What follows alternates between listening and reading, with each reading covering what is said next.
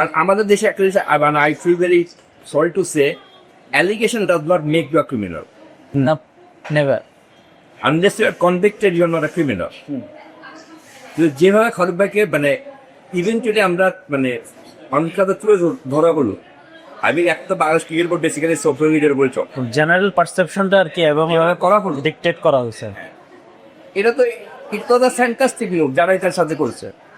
আমি কারণ নাম দিচ্ছি তাহলে তার ব্যাপার না। উনি একটা বিশ্বাস ছিল যে ওনাকে কেউ না কেউ ডেকে জিজ্ঞেস করছে ফারুক ভাই কি বেশি হোয়াটস দ্য প্রবলেম কি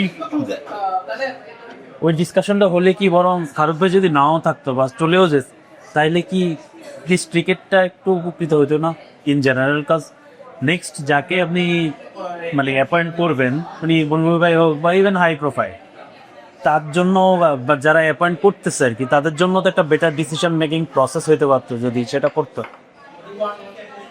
মানে অ্যাটলিস্ট এটা তো আসলে একটা সুযোগ ছিল যে একটা টু সাম এক্সটেন্ট একটা এক্সাম্পল সেট করার, যে না মানে হবে না বাট স্টিল এই কারণে মানে যেটা আমাদের শুধুমাত্র ক্রিকেট না আসলে অন্য অনেক সেক্টরেও যে জিনিসটা আসলে আমরা বোধ করি সবসময় যে জিনিসটা ল্যাকিং, যে ক্ল্যারিটি। এখানেও তো আসলে কোনো ক্ল্যারিটি দেওয়া হলো না। তাই ফারুক ভাইয়ের এক্সিটটা তো আসলে বলতে গেলে আমি বলি যে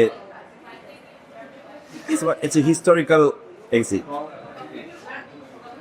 আমাদের বোর্ড ডিরেক্টরের কাছে একটু লেভেলস ইয়া যেহেতু তারা একটা নো কনফিডেন্স মাসাইন যেটা সাইন করে